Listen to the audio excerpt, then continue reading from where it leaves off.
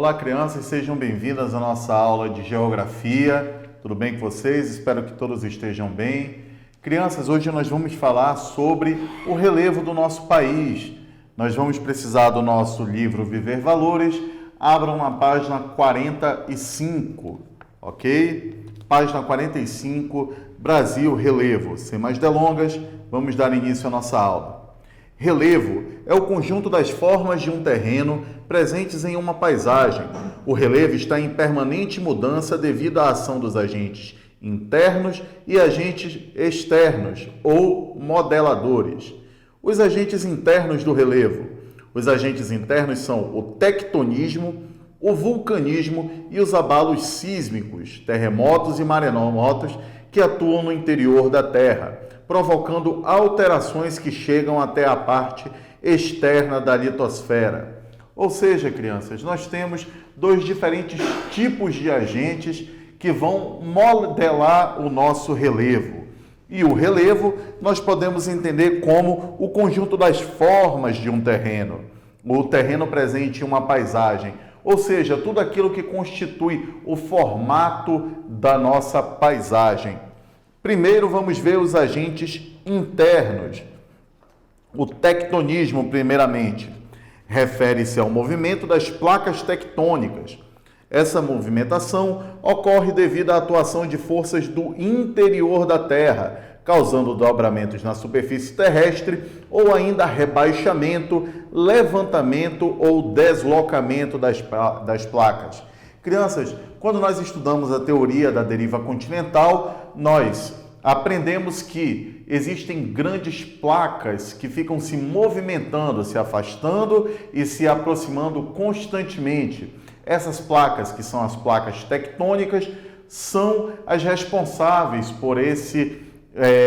pelos agentes internos de modificação do relevo, principalmente quando a gente fala sobre o tectonismo, que são esses encontros entre placas tectônicas que podem causar o levantamento, o rebaixamento e até mesmo dobramentos na superfície terrestre, modelando o relevo de diferentes formas, ok? Na próxima página, o vulcanismo é a liberação do magma do interior da Terra para a superfície. Além da lava quente que devasta tudo por onde passa, os vulcões costumam liberar grande quantidade de fumaça, poeira e gás. Atualmente não há registro de vulcões ativos no Brasil. Crianças, os vulcões são lugares por onde o magma que se encontra no interior do nosso planeta, na parte mais interna do nosso planeta, consegue chegar até a superfície. Além da óbvia destruição que esse magma causa, já que ele está em altíssima temperatura, a fumaça que é expelida pelos vulcões também é extremamente tóxica, é muito nociva para o ser humano e para os animais e até para as plantas que ficam nesse ambiente, ok? Graças ao nosso relevo, ao nosso país se encontrar em uma região centralizada em relação às placas tectônicas e por ser um relevo bem antigo, nós não temos registro de vulcões ativos no nosso país, certo? Abalos sísmicos são fenômenos de sismo, ou seja, de vibração causados pelo movimento das placas tectônicas, dos gases no interior da Terra e por atividades vulcânicas. Enquanto ocorrem em terras emersas, são chamadas de terremotos. Embora no Brasil não haja incidência de recentes de terremotos, em algumas localidades, tremores de terra podem ser sentidos. Os locais onde os tremores de terra ocorrem com mais intensidade são as regiões norte e nordeste, porém com pouca frequência.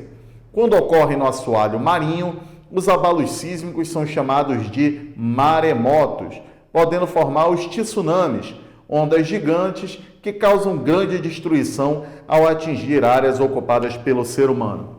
Mais uma vez, crianças, como nós nos encontramos em uma área centralizada em relação às placas tectônicas, nós não temos muito efeito dos abalos sísmicos, que são essas vibrações popularmente conhecidas como terremotos, quando ocorrem em áreas que não são cobertas por água, que não são áreas oceânicas.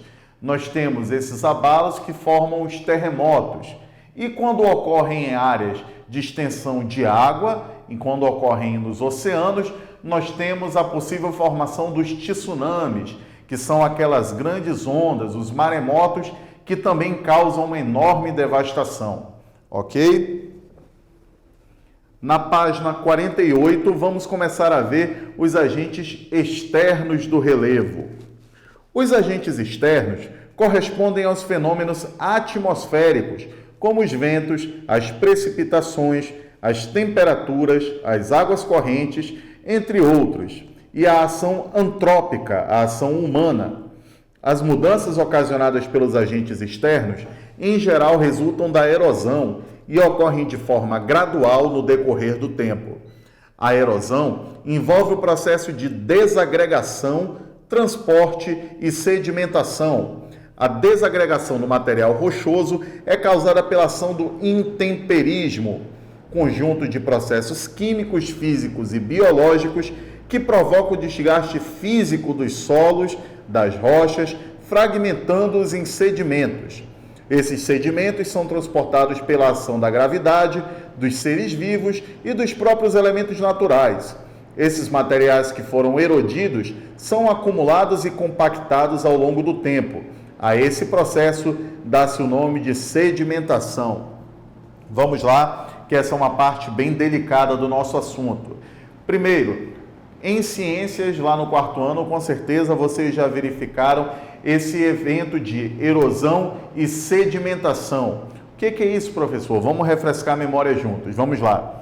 A erosão é o processo de desgaste natural do relevo, ou seja, através da chuva, através da neve, onde ocorre, obviamente, e através dos ventos, além da ação humana e da ação dos animais, a ação natural, nós temos um desgaste do relevo. Esse relevo vai se quebrando em pequenos pedaços que nós chamamos de sedimentos. E esses sedimentos são transportados tanto pela ação humana quanto pela ação natural e pela própria gravidade, são trazidos são levados, conduzidos dos lugares mais altos para os lugares mais baixos.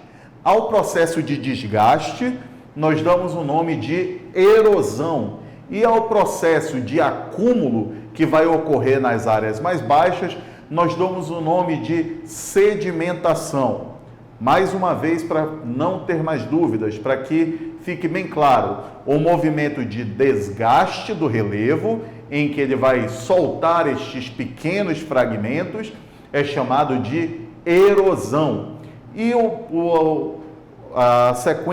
em sequência, nós temos a sedimentação, ou seja, esses pequenos fragmentos, esses pequenos pedaços vão se acumular nas partes mais baixas do relevo, o que faz com que, com o passar dos anos, esse terreno se torne cada vez mais plano, cada vez mais uniforme. Em terrenos mais antigos, nós não temos a presença de grandes diferenças no relevo, nós não temos grandes formações rochosas. A sedimentação já conseguiu igualar a erosão, então o relevo se torna cada vez mais uniforme, ok? Aqui vamos ver o exemplo a seguir e compreender melhor o fenômeno completo. Observem no livro de vocês, na página 48, o acontecimento desse processo. Primeiro nós temos uma grande formação rochosa e, através da erosão, o transporte de partículas para o local de deposição, ou seja, ele está sendo transportado de maneira natural, com o curso de um rio. O transporte, a deposição atual ou o assentamento das partículas, quando essas partículas começam a se acumular, começam a juntar no final de um curso de rio. A separação de partículas da rocha, da qual o sedimento é derivado. As alterações químicas e outras que ocorrem no sedimento, Ou seja, esses pequenos sedimentos vão sendo cada vez mais fragmentados, vão passando por reações químicas ou reações físicas também e começam a se transformar. E a sedimentação é a consolidação definitiva do sedimento em rocha sólida, ou seja, aquele sedimento que veio da parte mais alta através da erosão, foi transportada através de um rio, sofreu processos químicos e biológicos e no final desse processo vai se transformar novamente em rocha sólida, mas já em uma área mais baixa do relevo, ok? Em áreas cujo relevo possui uma formação mais antiga, como é o caso do Brasil, a ação dos agentes externos é mais facilmente percebida. Assim, no nosso país, não encontramos os chamados dobramentos modernos, que constituem as elevadas cadeias de montanhas e, em geral, as formas de relevo não costumam ser muito elevadas, sendo o Pico da Neblina, localizado no estado do Amazonas, o ponto mais alto do país, com aproximadamente 2.995,3 metros. Ou seja, como eu já tinha antecipado um pouco para vocês, o nosso território, por ser um território considerado antigo, ou seja, o processo de sedimentação já equiparou o relevo, a erosão já foi deformando essas formações rochosas, nós não temos a presença de grandes dobramentos de terra, ou seja, os dobramentos modernos porque não são tão antigos, e assim o nosso ponto mais alto é o Pico da Neblina, coincidentemente aqui no nosso estado, com mais de 2.900 metros de altura, o que pode ser considerado baixo em relação a outros dobramentos modernos que existem no mundo inteiro. No Brasil, os tipos predominantes de relevo são planícies, planaltos e depressões, embora existam algumas variantes do relevo que são mudanças ocorridas no decorrer do tempo geológico, como serras, chapadas, tabuleiros e patamares. Informação importante, marca aí no livro, deixa bem claro, deixa bem evidente para que você não esqueça que as principais formas de relevo do nosso país, ou seja, as formas predominantes do nosso país no relevo são as planícies, os planaltos e as depressões, ok? Planícies, primeiramente, vamos verificar de uma por uma. São formas de relevo planas ou sutilmente onduladas em que o processo de sedimentação supera o de erosão, localizadas em região de baixa altitude. Só lembrar, planície, plano. O processo de sedimentação já superou a erosão, ou seja, nós temos um terreno mais uniforme ou com pouca inclinação, uma inclinação sutil, que não é tão facilmente percebida. Planaltos são formas de relevo planas ou sutilmente onduladas em que o processo de erosão supera o de sedimentação, mas que apresentam altitude relativamente alta, com pelo menos um lado limitado por terreno mais baixo. Olha só, pode parecer confuso na teoria, mas quando a gente chega na prática é bem simples. Para a gente enxergar um planalto, basta observar se uma área, pelo menos um lado, é mais elevado do que o terreno ao redor. Quando a gente consegue observar essa região com uma altitude elevada,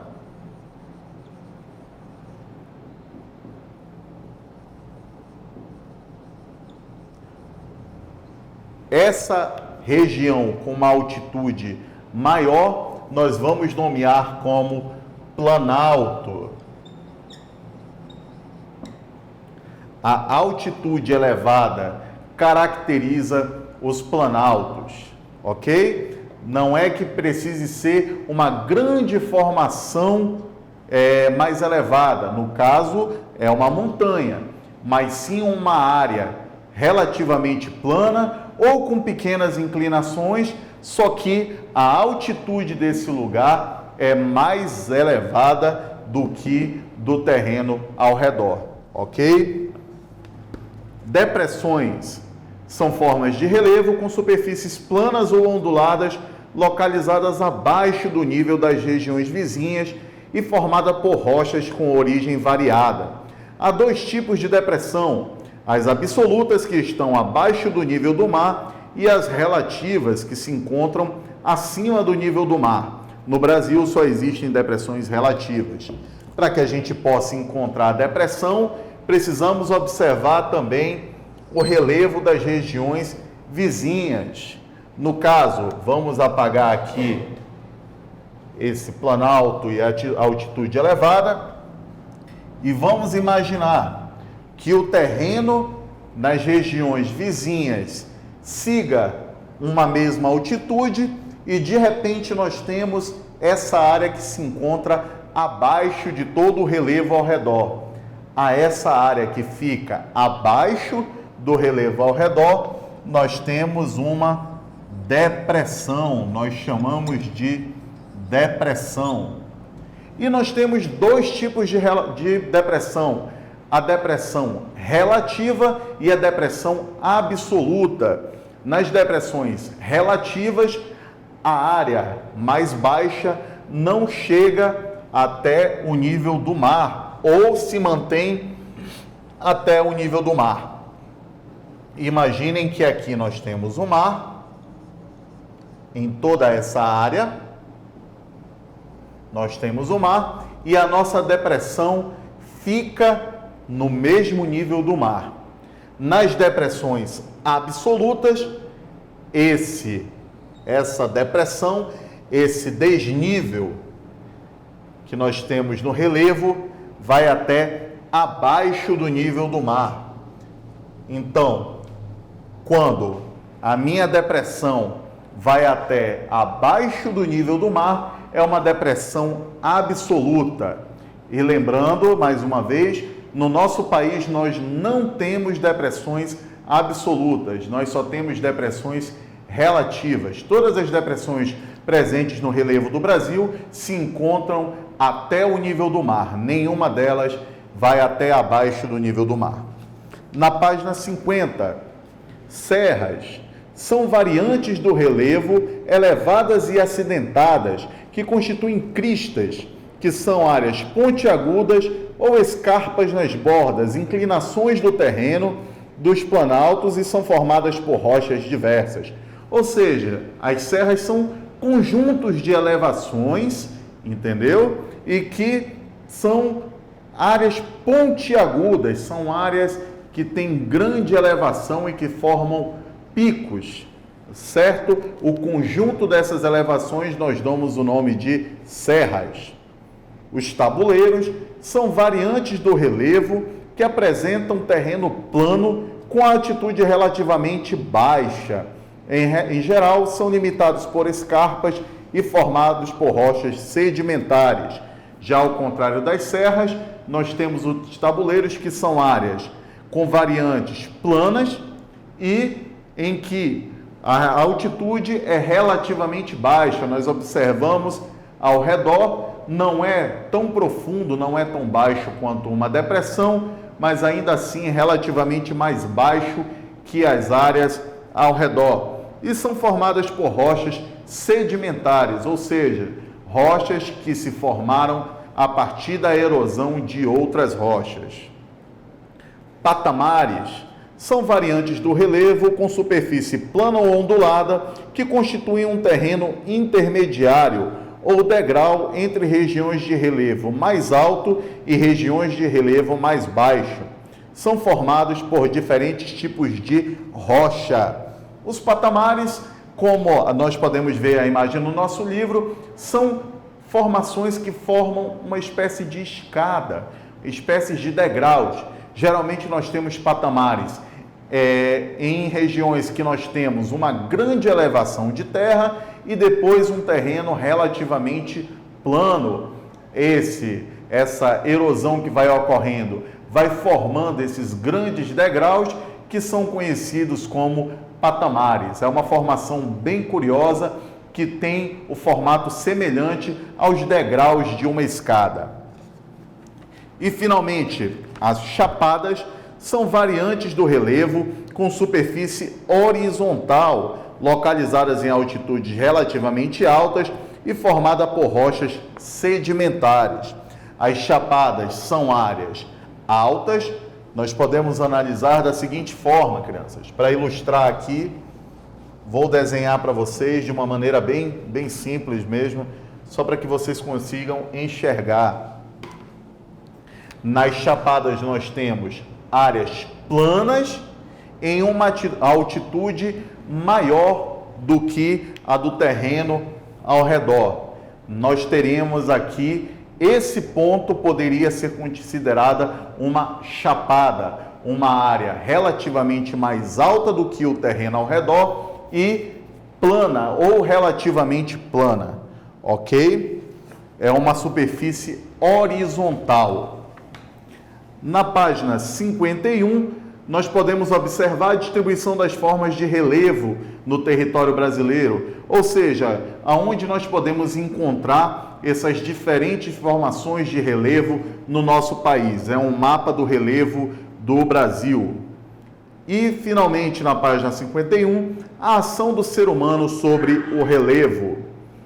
As formas de relevo também são modificadas pelos seres humanos, por meio, por exemplo, da extração de minérios, da construção de túneis e aterros, da deformação de encostas, de desvios de curso de água e etc. Ou seja, como nós já estudamos previamente, o ser humano modifica a natureza, modifica o relevo de acordo com as suas necessidades.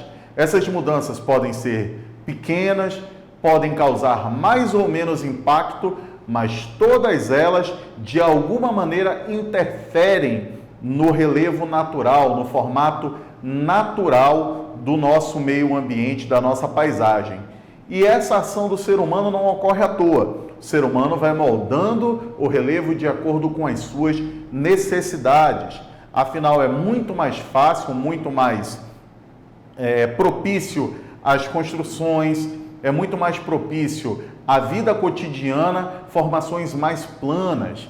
É muito mais fácil você trabalhar em um relevo plano do que em um relevo ondulado, em um relevo repleto de formações pontiagudas.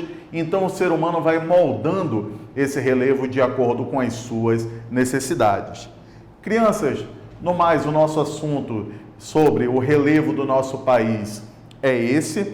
As eventuais dúvidas que surgirem, vocês anotam no livro de vocês, anotem no caderno, e nós iremos gerar essas dúvidas, tanto no plantão de dúvidas que teremos, quanto na nossa live de correção dos exercícios.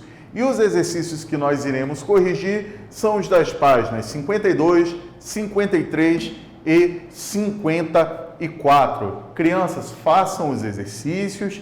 As dúvidas que surgirem, anotem e durante a live participem da correção para que nós possamos ter uma melhor compreensão do conteúdo, ok? No mais, muito obrigado pela sua atenção e até a próxima aula. Fiquem todos muito bem.